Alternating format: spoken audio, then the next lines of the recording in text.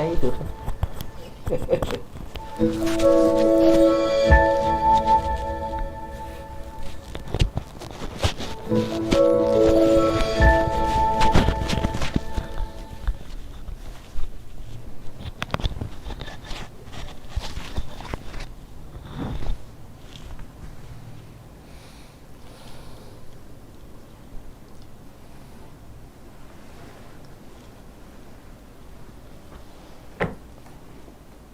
Bismillahirrahmanirrahim. Masya Allah. Tuan-tuan boleh hadirkan diri. Masya Allah. Masya Allah, dengan kita meyakini janji-janji Allah SWT dan kita yakin pada perintah Allah SWT, iman dan ihtisab, maka ganjaran pahala kita akan ditambahkan, InsyaAllah. Hari ini kita berada di muka surat berapa? 26 atau 27 ataupun bab baru dah. Masya Allah. Kita berada di muka surat berapa? 26 atau 27? Waalaikumsalam warahmatullahi wabarakatuh. Masya Allah. Waalaikumsalam warahmatullahi wabarakatuh.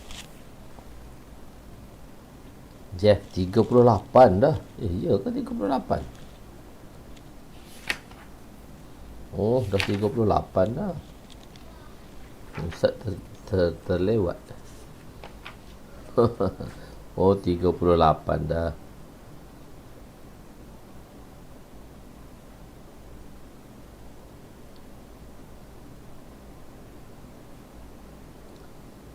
Hadis ke 950.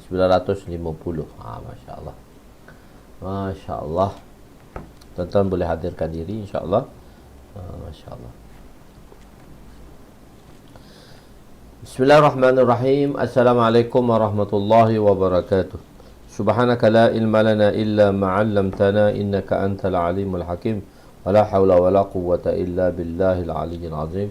Rabbi yassir wa la tu'assir wa tammim bil khair. Ya Fattah wa bika nasta'in.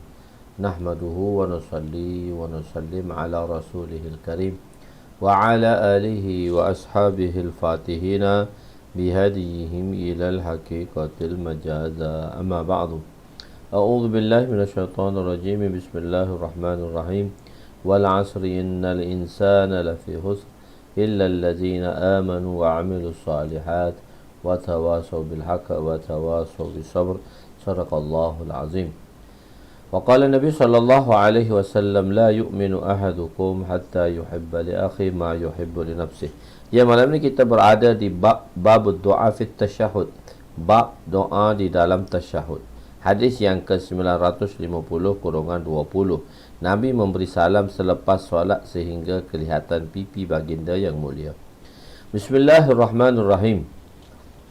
وعن عبد الله بن مسعود رضي الله عنه قال إن رسول الله صلى الله عليه وسلم كان يسلم عن يمينه السلام عليكم ورحمة الله حتى يرى بياض خده الأيمن وعن يساره السلام عليكم ورحمة الله حتى يرى البياض خده أيسر.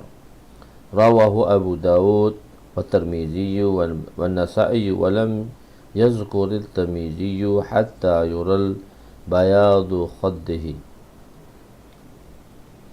Sayyidina Abdullah bin Mas'ud radhiyallahu anhu berkata, sesungguhnya Rasulullah sallallahu alaihi wasallam memberi salam pada sebelah kanan dengan berkata Assalamualaikum warahmatullah, sehingga kelihatan keputihan pipi baginda sebelah kanan, dan memberi salam pada sebelah kiri Assalamualaikum warahmatullah, sehingga kelihatan keputihan pipi baginda sebelah kiri.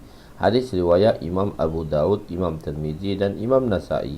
Imam Tirmizi rahmatullahi alaih tidak menyebut sehingga kelihatan keputihan pipi baginda. Memberi salam dengan memalingkan wajah 90 darjah barulah dapat melihat pipi daripada belakang. Satu pendapat mengatakan bahawa disunatkan menambah lafaz wa barakatuh, iaitu adalah syaz. Riwayat itu riwayat syaz. dari segi naqal dan dalil. Syaz ni maksudnya jaranglah riwayat yang syaz. Itu. Kita bagi salam. Assalamualaikum warahmatullahi. Bila assalamualaikum warahmatullahi 90 darjah. Lepas tu pulang kembali kepada tempat asal. Lepas tu assalamualaikum warahmatullahi dan pulang kembali ke tempat asalnya. Khair. Rawahu Ibnu Majah an Ammar bin Yasir radhiyallahu anhu. Kadang-kadang selepas solat Nabi berpaling ke kiri. Kan kadang-kadang Nabi berpaling ke kanan, kadang-kadang Nabi berpaling ke kiri. Abdullah bin Mas'ud radhiyallahu anhu qala kana aktsarun sirafin Nabi sallallahu alaihi wasallam min salati ila syaqqihi aysari ila al-hujrati rawahu fi syarh sunnah. Sayyidina Abdullah bin Mas'ud radhiyallahu anhu berkata, kebanyakan baginda berpaling selepas solat adalah ke arah kiri, ke arah bilik baginda. Riwayat syarh sunnah. Sabit dalam sebahagian hadis bahawa selepas solat Nabi menghadap ke kiri, yakni ke arah bilik baginda. Ada juga hadis yang menunjukkan Nabi berpaling ke arah kanan. Cara tatbiknya, cara macam mana kita nak cari kesinambungannya ialah jika solat yang ada solat sunat rawatib selepasnya, Nabi mengarah ke kiri supaya selepas solat selesai doa terus menuju ke bilik baginda untuk solat sunat. Jika tidak, maka ke arah kanan atau ke hadapan atau menghadap ke makmum. Begitulah keadaan berpalingnya Nabi selepas melakukan solat. Beralih tempat untuk solat sunat. Solat sunat pula kita beralih tempat disayugiakan.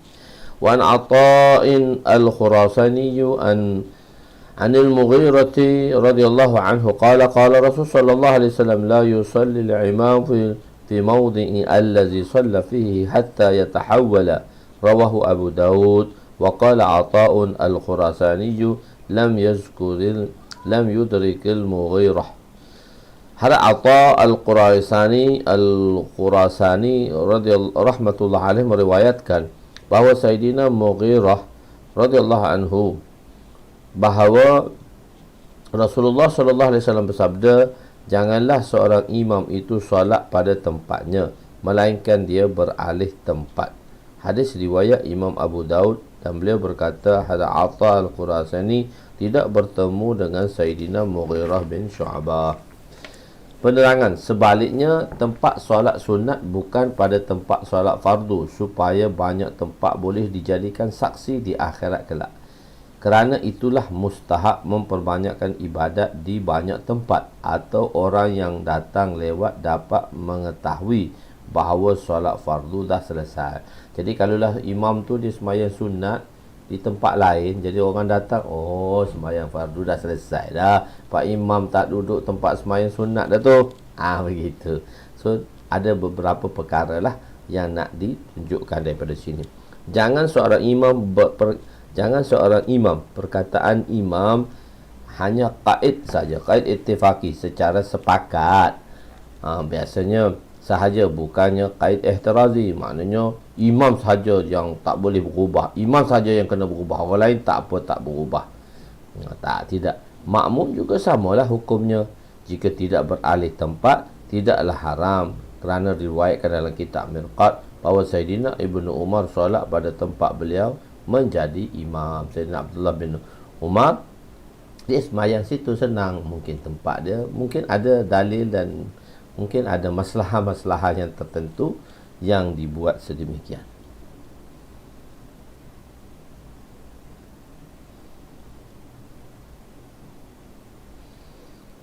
Sapu muka. Sapu muka, ya. Okey, nantilah kita sampai tu.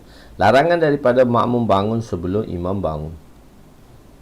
Wa an Anas radhiyallahu anhu anna Nabiy sallallahu alaihi wasallam haddahum 'ala as-salah, nahahum an yansarifu qablan sirafihi min as-salah. Rawahu Abu Daud.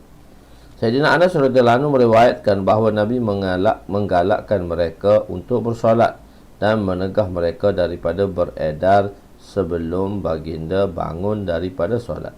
Bangun di sini ada dua maksud. Pertama, Nabi melarang makmum memberi salam sebelum imam memberi salam. Tak sahlah sembahyang dia. Kalau dia niat mufarakah tak apa. Kalau dia niat sembahyang salam dulu pada imam tak sah. Jika tidak akan menyebabkan solat tidak sah, dan jika tidak niat mufarakah. Jadi kalau dia misalnya satu orang tu duduk tengah sembahyang, maka dia ada hajat untuk keluarkan angin. Jadi kalau dia tahan, maka angin akan keluar. Maka dia pun salam cepatlah daripada imam. Tapi dengan niat saya nak berpisah daripada imam, dia mufarakah daripada imam, maka solatnya sah. Kalau tidak, kalau dia tak niat mufarakah, iaitu mengasingkan diri daripada imam, maka solatnya batal. Sebelum imam menghabiskan wirid dan doa. Makna kedua ialah sebelum imam menghabiskan wirid dan doa, makmum juga bangun supaya tidak berselisih.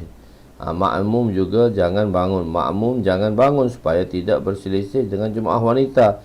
Sebahagian ulama Hanafiyah menyatakan bahawa maksud ialah Nabi melarang makmum yang masbuk bangun untuk menambah rakaat sebelum imam salam. Betul juga. Menggalakkan mereka untuk bersolat, sama ada untuk istiqamah solat berjemaah atau secara umum, atau untuk memperbanyakkan solat. Fasal ketiga, doa yang Nabi baca sebelum salam. An Shaddad ibn Aus radhiyallahu anhu qala kana Rasul sallallahu alaihi wasallam yaqulu fi salati Allahumma inni as'aluka sabata fil amr wa as'aluka al-azimata 'ala ar-rushd wa as'aluka syukra ni'matik wa husna ibadatik wa as'aluka qalban saliman wa lisanan sadiqan wa as'aluka min khairi ma ta'lamu wa a'udzu bika min syarri ma ta'lamu wa astaghfiruka lima ta'lamu. Rawahu Nasa'i wa rawahu Ahmad nahwahu. Sayyidina Shaddad bin Aus radhiyallahu anhu berkata, Rasulullah sallallahu alaihi wasallam membaca di dalam solatnya, Allahumma inni as'aluka sabata fil amr. Ya Allah, sesungguhnya aku memohon keteguhan dan istiqamah dalam amalan-amalan agama.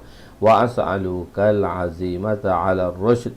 Aku memohon berterusan di atas hidayat.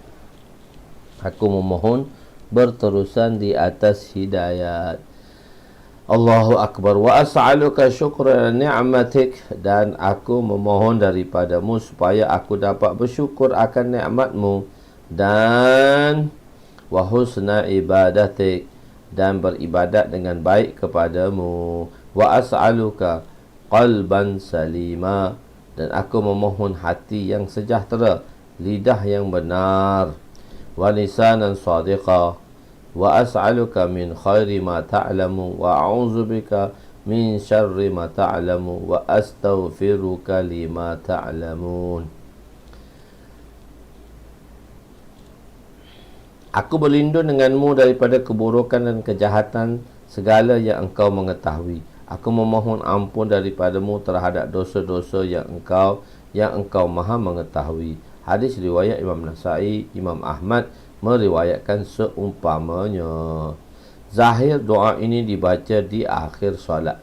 Ini seolah-olah doa ini dibaca di akhir solat lah. As-sabata fil amr. Kekalkanlah aku dalam urusan agama. Minta kita supaya kekal dalam melakukan urusan agama. Kekal dalam berterusan dengan urusan agama, itu makna dia istiqamah. Istiqamah. Kan dia ada istikhlas, ikhlas dan istiqamah. Istikhlas dan istiqamah. Ikhlas tu semata-mata kerana Allah lah. Istiqamah tadi kekal di dalam melaksanakan kebaikan. Istikhlas ni maksudnya memberi penumpuan. Tidak memberi penumpuan yang sepenuhnya, hanya saja memberi satu penumpuan pada satu kerja. memberi penumpuan pada satu kerja supaya itu nama dia istikhlas. Maknanya kalau duduk satu tempat tu, satu kerja tu aja. Kalau duduk dalam jemaah tu je istikhlas. Maknanya tidak campur aduk. Macam mana nak beritahu istikhlas ni macam mana? Maulana Ilyas rahmatullah alaih telah didatangi oleh seseorang.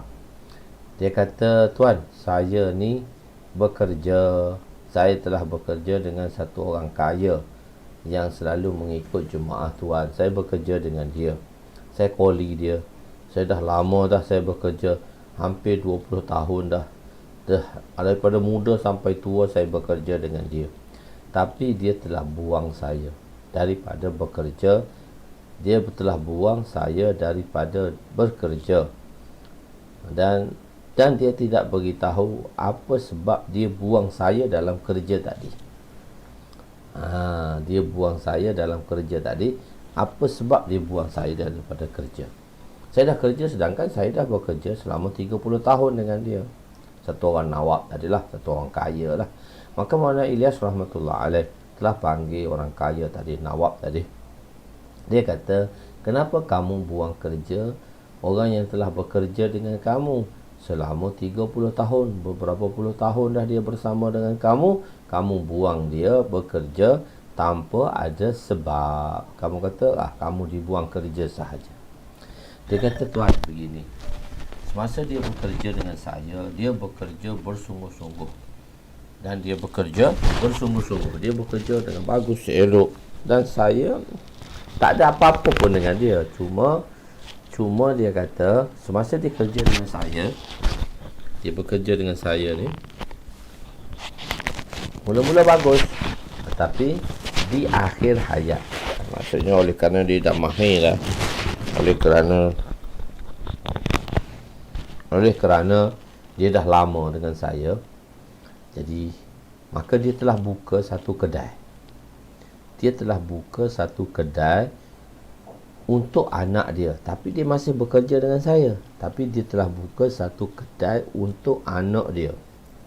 Dan saya tahu dia telah buka kedai tadi. Dan dia masih kerja dengan saya. Tetapi semasa dia bekerja dengan saya, tumpuan dia tadi tidak pada kerja yang diberikan. Patutnya dia ada di situ. Dia ada di situ. Dan tumpuan tidak diberikan pada kerja tadi. Walaupun jasad dia di situ, tapi dia ada satu kerja lain lagi. Dia menyibukkan diri dengan satu pemikiran untuk kerja lain. Dia tak buat kerja tu, tapi dia menyibukkan diri dia untuk fikir terhadap perkara tadi.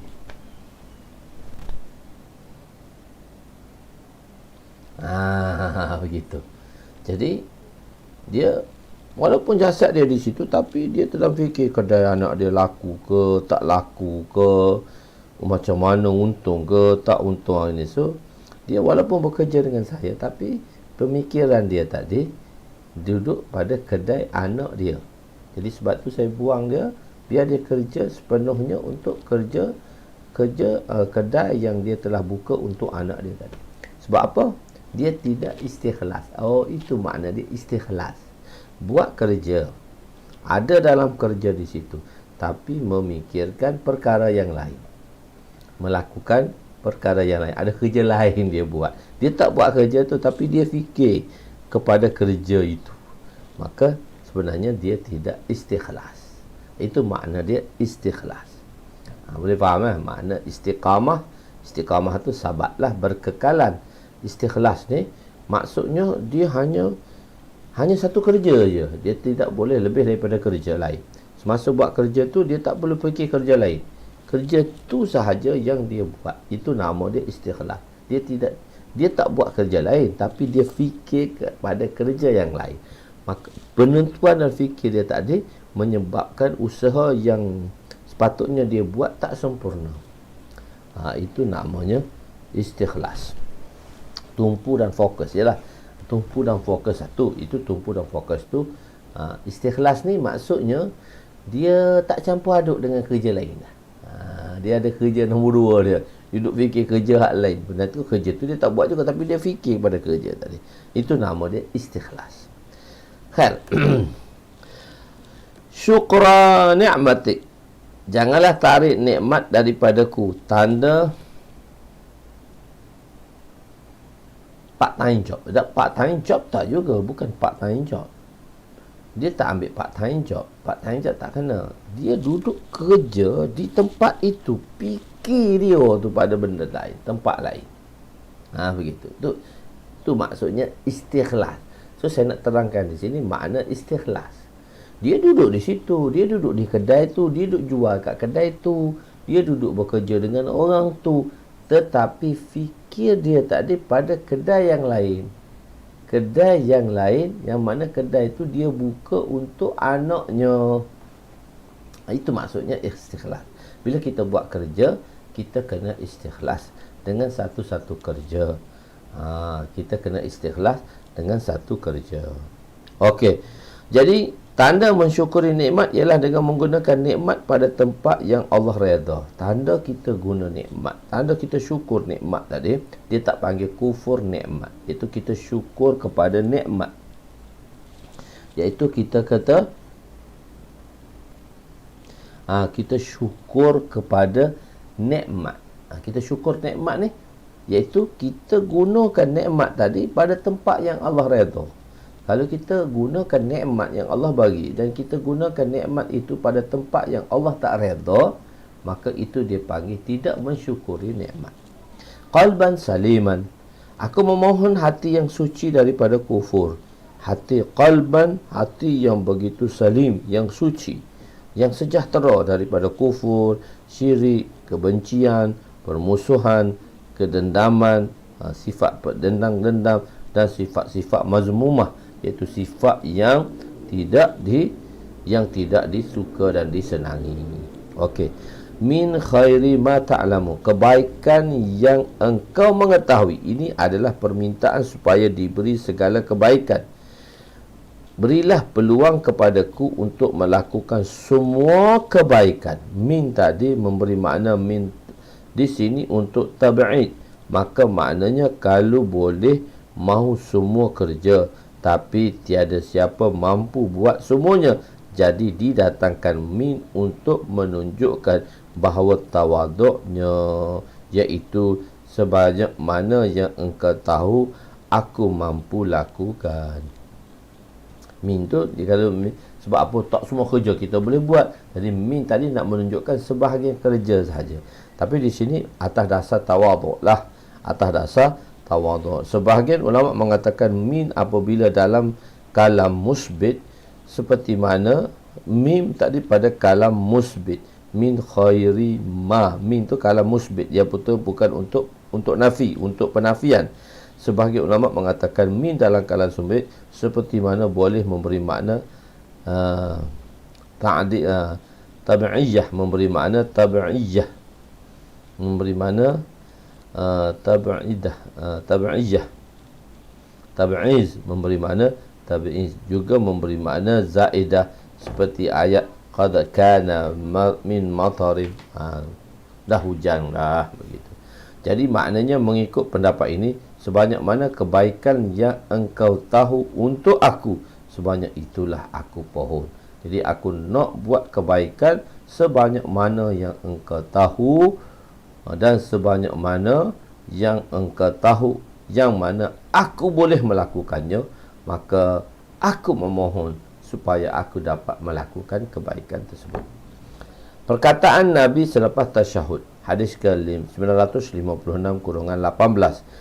Wa an Jabir radhiyallahu anhu qala kana Rasul sallallahu alaihi wasallam yaqulu fi salati ba'da tasyahudi ahsanu kalami kalamullah wa ahsanul hadyi hadyu Muhammadin, rawahu Nasa'i. Sayyidina Jabir radhiyallahu anhu berkata, Rasulullah sallallahu alaihi wasallam membaca dalam solatnya selepas bacaan tasyahud, sebaik-baik perkataan ahsanul kalam kalamullah ialah kalamullah, yakni Al-Quran.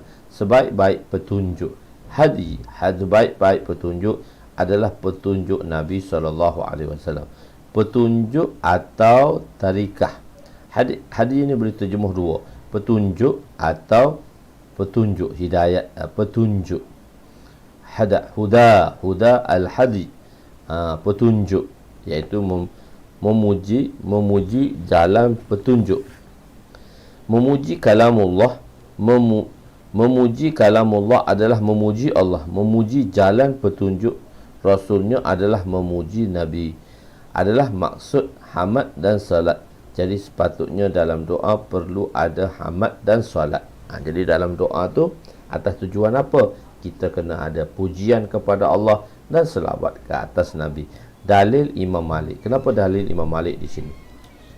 Wa ana Aisyah radhiyallahu anha qalat, kana Rasul sallallahu alaihi wasallam yusallimu fi shalat taslimatan tilqa'a wajhihi summa yamilu ala shaqqil ayman syai'a, rawahu Tirmizi. Sayyidatuna Aisyah radhiyallahu anha berkata, Rasulullah sallallahu alaihi wasallam memberi salam sekali menghadap ke hadapan dan baginda condong sedikit ke bahagian kanan. Hadis ini adalah dalil mazhab Maliki bahawa salam sekali sahaja dan menghadap ke arah hadapan. Hafiz Ibnu Hajar menyatakan bahawa maksud hadis ini ialah baginda memulakan salam dengan menghadap ke arah hadapan dan iaitu menghadap kiblat, kemudian barulah berpaling ke kanan. Begitu. Nabi memerintahkan 3 perkara. Wa an Sumarata radhiyallahu anhu qala amarana Rasul sallallahu alaihi wasallam an nuradda 'ala al-iman wa natahabba wa an yusallima ba'duna 'ala ba'din, rawahu Abu Daud. Sayyidina Samurah radhiyallahu anhu berkata, Rasulullah sallallahu alaihi wasallam memerintah kami membalas salam imam dan berkasih sayang serta memberi salam antara satu sama lain. Hadis riwayat Imam Abu Daud. Perkara pertama ialah menjawab salam imam, yakni apabila imam memberi salam, maka sunat diniatkan kepada semua malaikat, semua muslimin dan makmum-makmumnya. Imam bagi salam, Assalamualaikum warahmatullahi. So, apa yang imam kena niat? Imam kena niat dia bagi salam pada malaikat, dia bagi salam pada semua orang Islam dan semua makmum-makmum yang berada di dalam sembahyang tadi. Dia bukan Assalamualaikum tu, dia bukan niat hanya untuk menyudahkan sembahyangnya saja, tidak.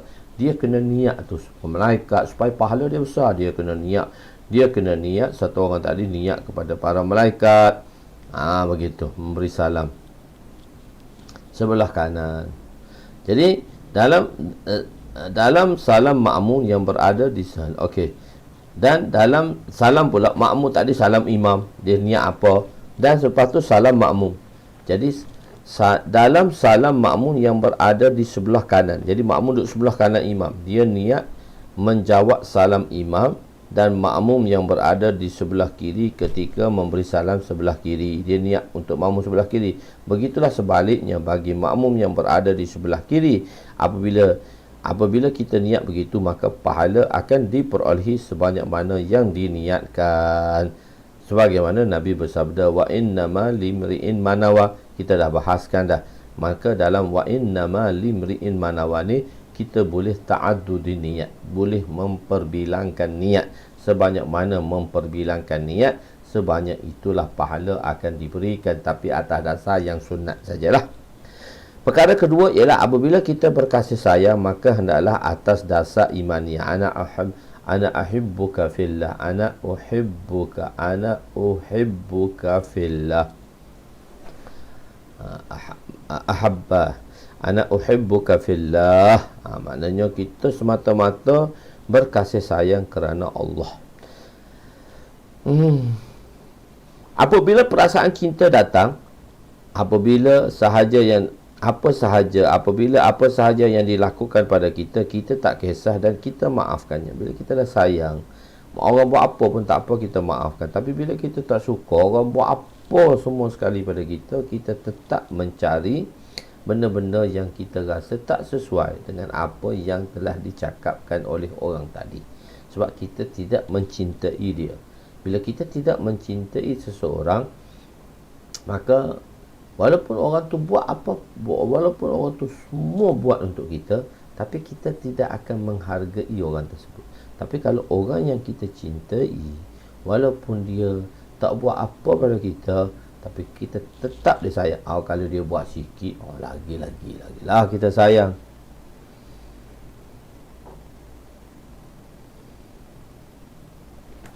Jadi makmum kita bagi salam lah. Kita bagi salam sebelah kanan, sebelah kiri, bagi salam, niat bagi salam Pak Imam pun tak apa. Assalamualaikum, bagi salam niat pada Pak Imam, pada sebelah kanan, sebelah kiri. Begitu. Jadi para malaikat yang para malaikat, itu kelebihan imam lah. Sebab imam tu tak ada depan dia kan. Kita ada depan kita tu imam. Jadi kita salam kat imam, salam kat kanan, salam kat kiri. Begitu. Memberi salam antara satu sama lain. Perkara ketiga ialah saling memberi salam di akhir.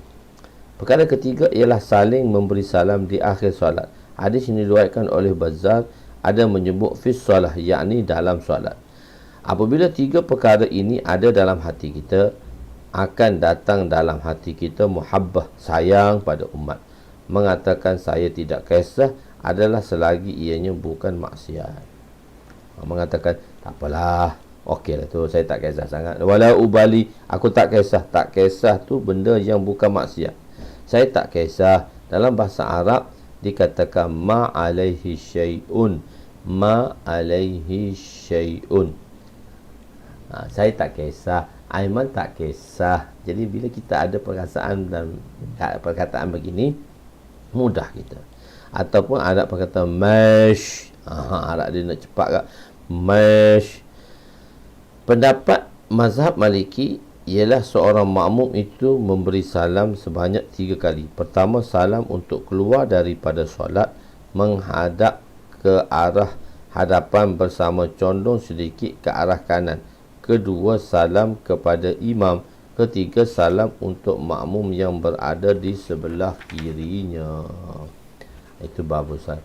Babu zikir ba'da solat. Bab zikir pula selepas solat. Babu zikir ba'da solat. Ini babu zikir ba'da solat.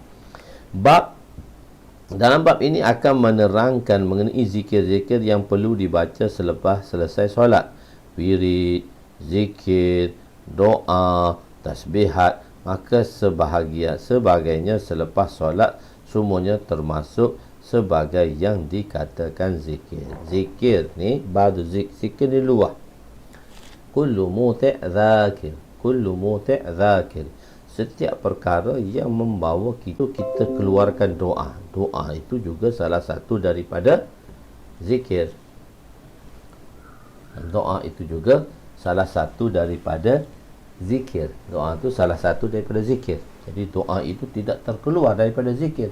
Jadi sebab itu selepas solat kita ada doa.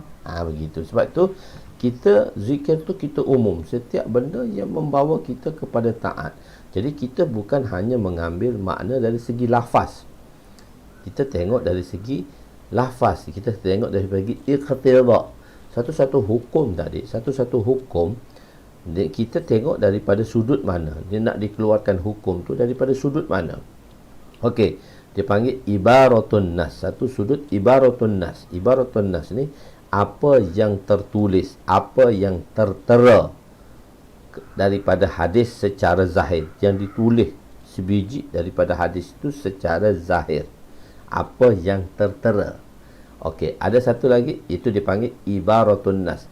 Yakni perkataan itu, suruhan itu atau perkataan itu terdapat secara terang dalam hadis. Itu kita panggil dia ibarah. Daripada hadis tadi ada perkataan hukum dia. Daripada hadis itu maksudnya daripada nas tadi. Ibaratun nas. Dan ibarah tadi. Ibarah tu hadis atau Quran lah. Dalam nas hadis dan Quran ditunjuk. Ada tunjuk sebiji-sebiji perkataan dengan perkataan soreh. Satu lagi ialah isyarah. Satu lagi apa dia? Isyaratun nas. Apakah isyarat daripada hadis tadi? Apakah isyarat daripada nas tadi? Kita guna perkataan isyarat. Isyarat mengisyaratkan apa? Apa syarat? Satu lagi dalalah. Dalalah tu apa yang nak ditunjukkan, apa yang nak disampaikan. Dalalatun nas. isyaratun nas. Isyarat dia apa?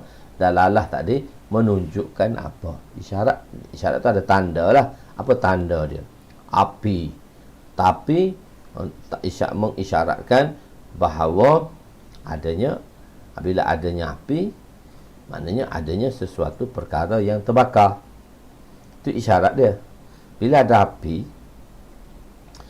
ada api menunjukkan sesuatu perkara yang terbakar. Sebab apa? Ada benda yang terbakar. Jadi kalau ada api, tak ada sesuatu yang terbakar, mana boleh ada? Jadi api itu ada bila sesuatu benda tadi terbakar. Benda yang terbakar tadi menyatakan adanya api. Oh, rumah terbakar, maknanya ada api kat situ. Isyarat, rumah dah terbakar dah. Rumah terbakar. Api maksud dia apa dia? Api mengisyaratkan ada sesuatu yang terbakar. Api. Dia katakan, apa isyarat daripada api tadi? Sesuatu yang terbakar. Mungkin kebun terbakar, mungkin rumah terbakar, mungkin ladang terbakar. Itu isyarat api. Perkataan api tadi. Lafaz tu api. Jadi mengisyaratkan apa? Ada benda yang terbakar. Faham tak? Itu dipanggil isyarah. Daripada lafaz hadis tadi, apa isyarat daripada lafaz hadis tu? Maka kita keluarkan hukumnya. Okey, ketiga, dalalah. Dalalatun nas. Dalalah tu apa yang nak ditunjukkan. Benda ni menunjukkan apa? Okey, asap tu, kalau Red Indian kan, dia buat asap. Dia kumpulkan asap dengan kain guni basah. Dia kumpulkan, dia letak atas api, dia letak, lepas tu dia buang, lepas tu naiklah asap, naik berkepuk ke ruang udara. Jadi oleh dulu, inilah komunikasi masa orang dulu. Jadi apa dia? Maksud je, api tadi, asap tadi nak menunjukkan dalalah. Bukan isyarah tu, dalalah. Asap itu dalalah bahawa apa? Ada musuh datang. Bukan benda yang terbakar, ada musuh datang. Lain kan? Tadi isyarat. Api menunjukkan sesuatu yang terbakar. Api menunjukkan sesuatu yang terbakar. Itu isyarat.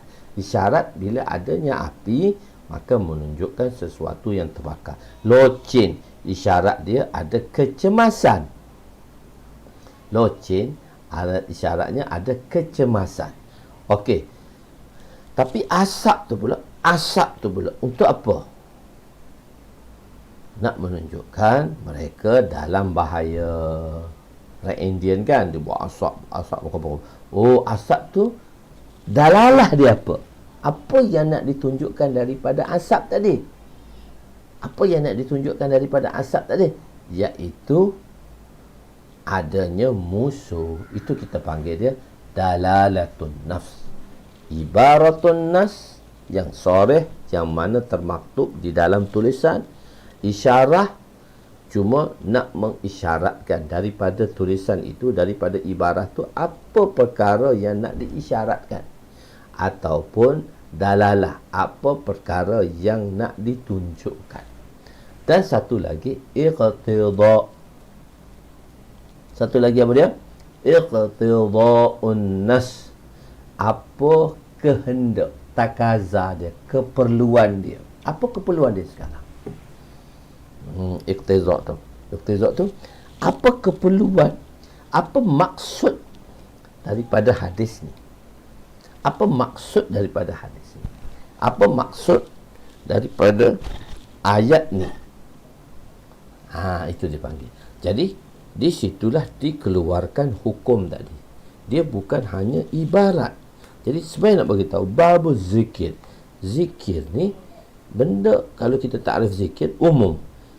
Kullu muti' zakir. Setiap perkara yang membawa kepada taat adalah zikrullah.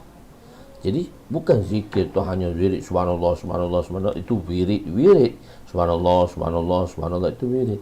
Zikir tadi, doa juga termasuk dalam zikir. Iaitu bab zikir ba'da solat. Sebab tu kita tulis tadi, apa maksudnya? zikir terlepas solat, wirid-wirid dalam solat, zikir-zikir, bacaan-bacaan di dalam solat, doa, tasbihat, tasbih dan sebagainya selepas solat, semua termasuk sebagai yang dikatakan zikir. Ia memberi makna umum di sini. Dalam hadis banyak zikir dan doa yang warid daripada Nabi. Dalam hadis banyak zikir-zikir yang kita panggil dia zikir-zikir yang daripada Nabi. Doa-doa masnun, doa-doa yang ma'thurat, yang mana disabdakan oleh Nabi, yang dibaca oleh Nabi itu ma'thurat lah, ma'thur, iaitu daripada doa-doa daripada hadis Nabi sallallahu alaihi wasallam. Okey. Hukum asal bagi zikir selepas solat adalah membaca secara sirri, bacaan tasbih ke, bacaan zikir ke, doa ke, hukum dia perlahan. Cuma dalam beberapa riwayat ada zikir-zikir yang disunatkan secara jahri, yakni kuat, seperti membaca takbir dan istighfar yang ditutup di dalam mazhab Imam Abu Hanifah, dan jihir diharuskan dengan alasan mengajar umat. Kenapa tu imam tu dia berzikir kuat? Sebab ta'limul ummah. Dasar reason dia nak ngajar. Kurang-kurangnya sahabat-sahabat kan, dia sembahyang di belakang Nabi, dia kata aku ingat surah ni di belakang Nabi, aku ingat surah Yusuf. Kenapa kamu ingat surah Yusuf? Dia kata imam ni selalu baca surah Yusuf sampai aku boleh hafal surah Yusuf daripada bacaan imam. Maksudnya kerapnya tu imam tu baca, hafalan dia pun bagus. Sambil-sambil dengar tu pun boleh mengingati. Sambil-sambil dengar tu pun boleh mengingati. Dia sambil-sambil dengar,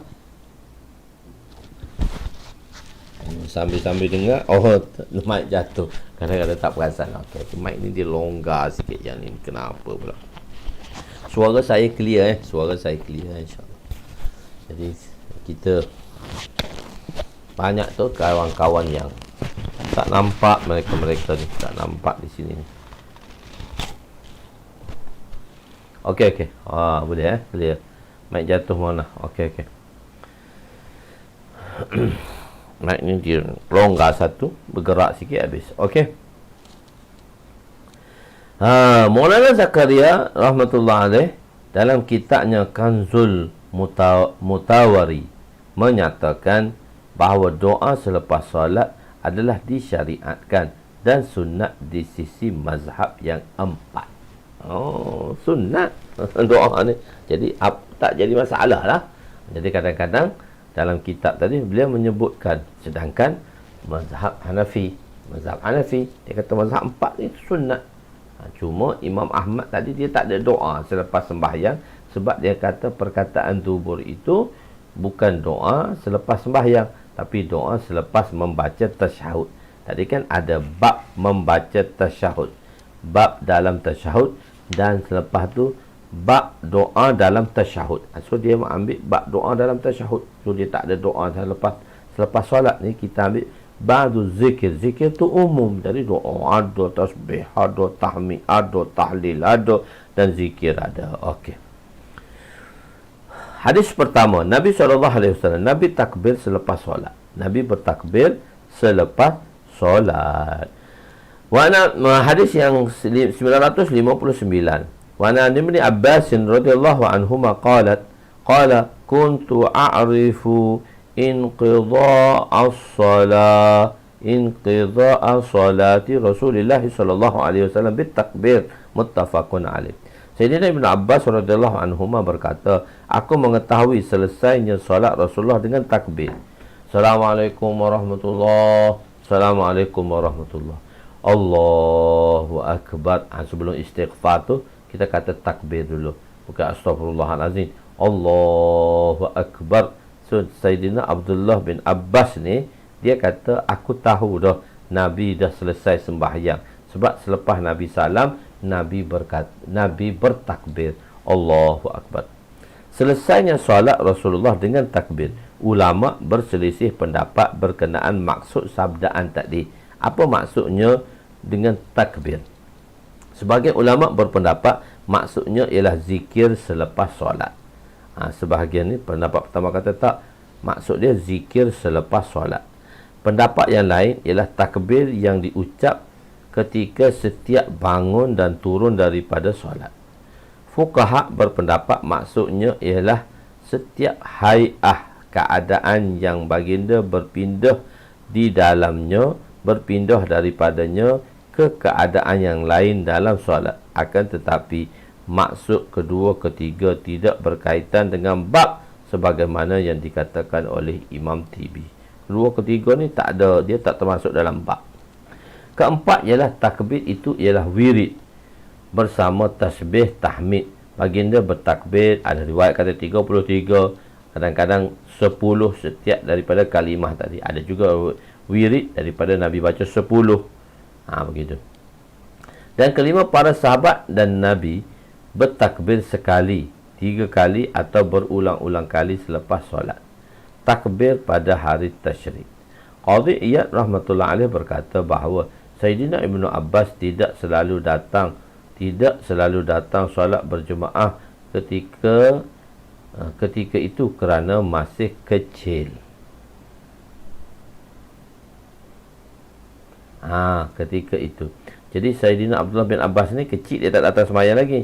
Jadi Qadhi Iyad ni dia nak bagi dalil apa? Qadhi Iyad kata Sayyidina Abdullah bin Abbas tidak selalu datang solat berjemaah ketika itu semasa dia kecil. Ada pendapat mengatakan kemungkinan beliau hadir solat berjemaah tetapi di saf belakang. Ada pendapat mengatakan bahawa peristiwa dalam hadis ini berlaku ketika hari-hari tasyrik di Mina.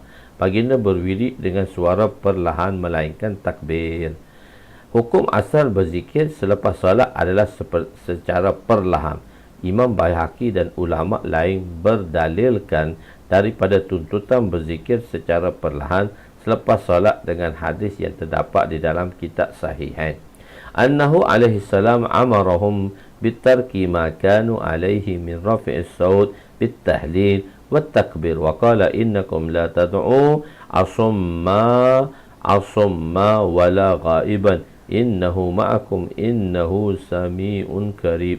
Nabi memerintahkan para sahabat meninggalkan kebiasaan mereka, iaitu meninggikan suara ketika bertahlil, iaitu mengucap la ilallah dan bertakbir. Dan baginda bersabda, sesungguhnya kamu tidak memanggil yang pekak dan yang gaib, tidak ada. Bahkan sesungguhnya Allah bersama kamu dan dia maha mendengar lagi maha hampir. Imam Nawawi berkata, Imam Syafi'i berpendapat bahawa Nabi berzikir secara kuat untuk beberapa ketika sahaja. Tujuan ingin mengajar zikir selepas solat. Tak semua, tak selalu, tak kerap, tapi jarang-jarang sebab nak ajar. Mereka yang tidak berterusan berzikir, dengan suara yang kuat. Mana Zakaria rahmatullah alaih berkata, Imam Baihaqi mengikut pendapat Imam Syafi'i dalam masalah ini.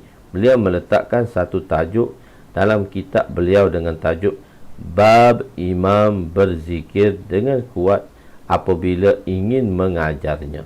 Imam Ibnu Battul mengatakan bahawa a'imah mazahib dan ramai lagi ulama lain bersepakat bahawa tidak mustahab meninggikan suara dan takbir dan zikir, melainkan Imam Ibnu Hazm disunatkan memwirid semua zikir dengan perlahan, melainkan ketika bertalbiyah, membaca kunut bagi imam, takbir pada 2 malam hari raya, ketika melihat binatang dan disembelih pada 10 Zulhijjah, ketika mendaki tempat tinggi, turun daripadanya dan lain-lain.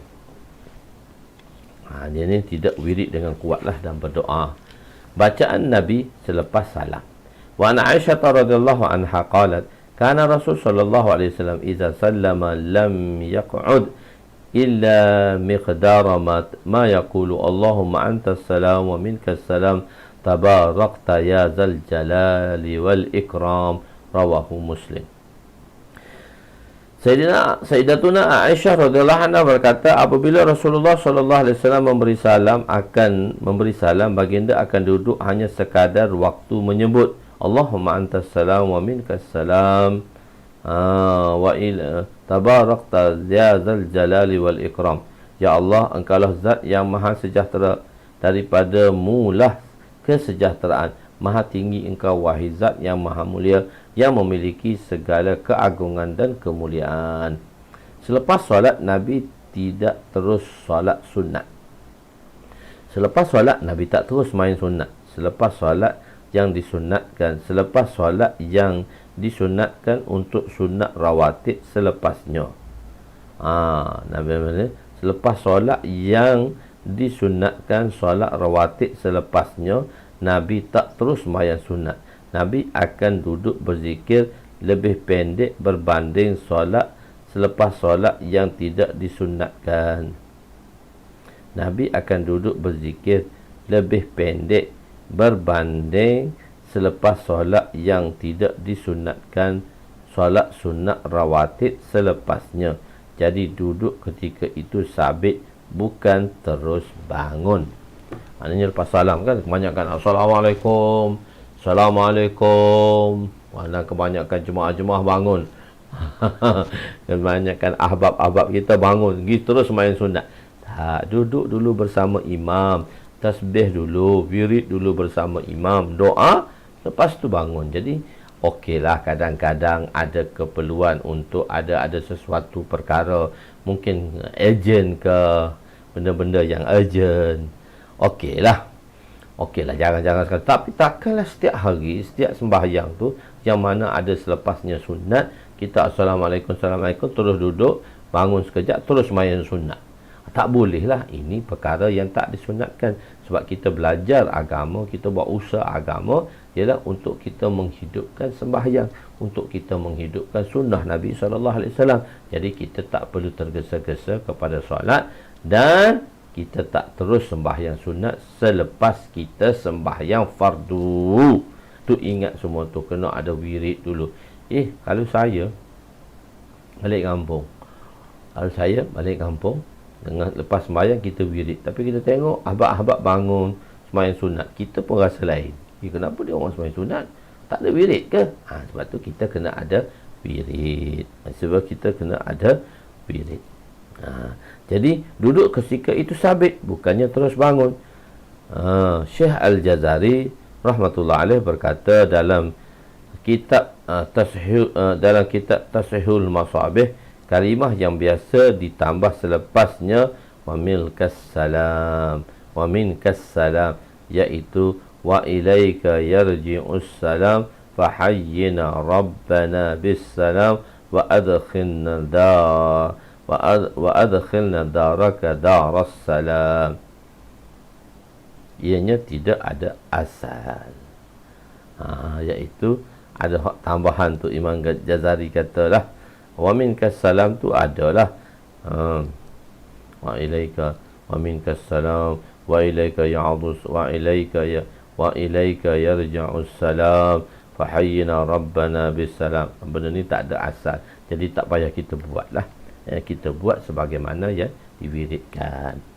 Nabi beristighfar selepas salat. An Sauban radhiyallahu anhu qala kana Rasul sallallahu alaihi wasallam idzan sarafa min salatihi istaghfara salasan wa qala Allahumma antas salam wa minkas salam tabarakta ya zal jalali wal ikram.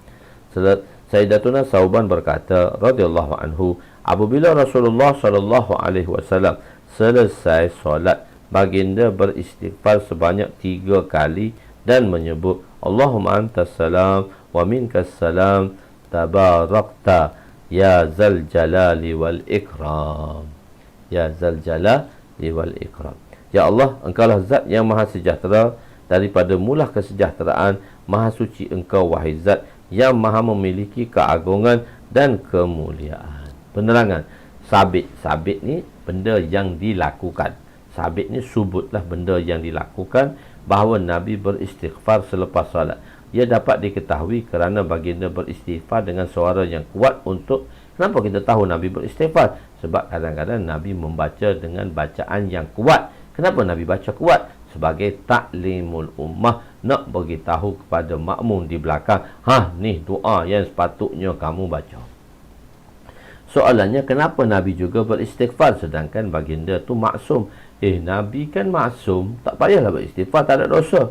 Kemungkinan Nabi jawapannya, kemungkinan Nabi beristighfar kerana merasakan berlaku sedikit kekurangan kepada ketaatan dan atau sibuk dalam urusan keperluan diri dan melakukan perkara-perkara yang ghair aula. Ada juga tapi kita dah putus dah perkataan yang ghair aula daripada Nabi SAW tetap aula, sebab Nabi muallimul ummah. Nabi melakukan perkara yang ghair aula untuk menerangkan kepada umat bahawa perkara itu harus dilakukan, tidak haram.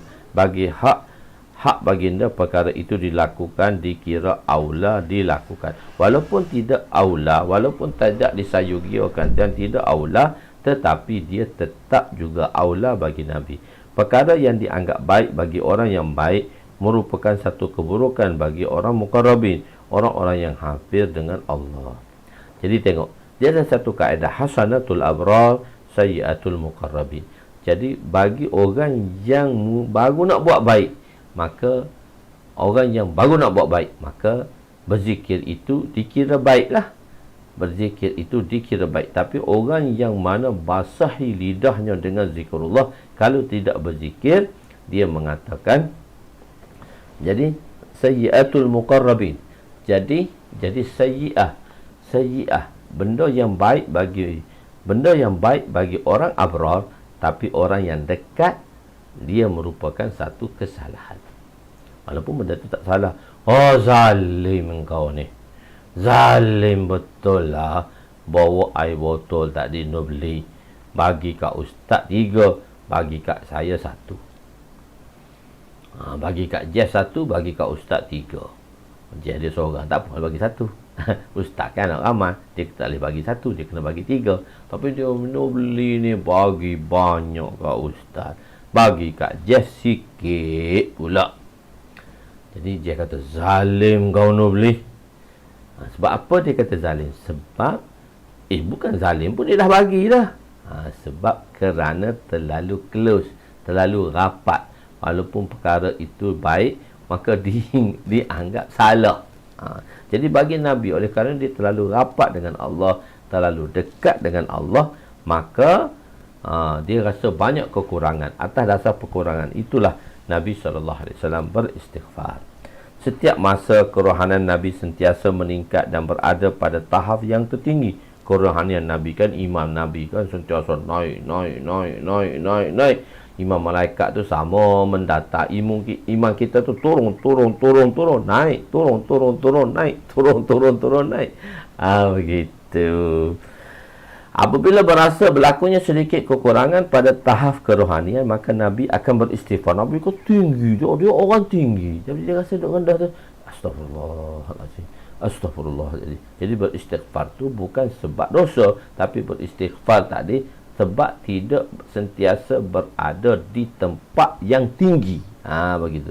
Kerana itulah Hadrat Rabi'atu Adawiyah berkata, kami memerlukan bilangan yang banyak dan kami memerlukan bilangan yang lebih banyak dalam beristighfar. Kita juga istighfar, tetapi kerana kita tidak dapat tunaikan hak solat sebagaimana dituntut. Jadi orang-orang yang baik ni, dia perlu beristighfar. Sebab tu kita lazimkan alaika bil istighfar. Kita kena banyak istighfar. Dengan siapa yang beristighfar pada Allah, maka Allah SWT akan memberi rezeki kepadanya pada tempat yang dia tak sangka-sangkakan. Jadi sebab itu kita berkena banyak beristighfar kepada Allah Subhanahu wa taala. Masya-Allah. Jadi kita berhenti di situ dulu pada malam ni. Masya-Allah. Line untuk daurah kita telah dikeluarkan. Tuan-tuan boleh berdaftar untuk daurah kita, insya-Allah.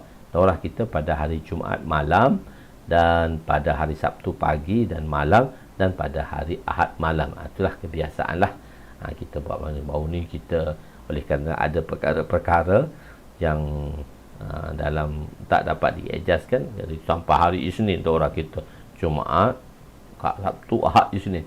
Ini kita dah buat 3 hari lah. Jumaat malam insya-Allah kita mulakan daurah kita Jumaat malam, dan selepas tu Sabtu pagi dan Sabtu malam dan Ahad malam. Ahad malam kita akan buat daurah. Jadi insya-Allah lah tuan-tuan boleh hubungi dan boleh sharekan dan sampaikan. Nanti insya-Allah admin akan uruskanlah. Admin akan uruskan, akan disampaikan daurah kita insya-Allah di dalam kitabul janaiz lagi. Dah kita muka surat 57 satu. Banyak daurah kan, sekali-sekali daurah tu 60 muka surat. Jadi seolah-olah macam 4 hari pelajaran kita di hari yang lain, masya-Allah. Jadi bila kita habis daurah tadi jilid keempat, jilid keempat tu ada 4, 5, 6 bulan lagi. So kita masuk jilid ke-6 lah. Kita tak masuk jilid ke-5, kita masuk jilid ke-6. Sebab ada orang nak pergi haji, kita raikan jilid ke-6. InsyaAllah jilid ke-6 dalam nak percetakan dia, sebabnya baru ni kertas dia dah cetak jilid 2 saya dah habis, dia cetak jilid 2 saya dulu baru ni. Sebab jilid 2 dah habis stok, dia cetak awal. Jadi sepatutnya nak cetak jilid 6. Jadi dia cetak jilid 2 dulu. Jadi insya-Allah jilid 6 tu tengah bulan ni akan dicetak lah. Pada akhir bulan ni akan siap lah. Jilid 7 pun insya-Allah sikit lagi dah. Dia tengok duduk tertibkan nombor-nombor hadis. Jilid 8 sedang di type dan jilid ke-10 sedang di type. Jilid ke-9 kita lewatkan sedikit. Begitulah kerana teknikal dia lah. Semoga Allah SWT mudahkan kita dan urusan kita, insya-Allah. Urusan ni dapat berjalan insya-Allah mungkin tahun depan, akhir ending ke tahun 2021. InsyaAllah semua kita akan disiapkan lah. Wallahu a'lam. Yang baik itu daripada Allah, yang kurang itu daripada kelemahan saya. Aku qauli hadza, astaghfirullahalazim li wa li walidayya wa li jami'il muslimina wal muslimat wal mu'minina wal mu'minat al ahya'i minhum amwat bi rahmatika ya arhamar rahim. Banyak nih saudara-saudara kita mungkin dia dia bersama tapi cuma tak beri komen. Jadi insya-Allah lah menunjukkan. Wallahu a'lam. Allah Ta'ala terima kita semua insya-Allah.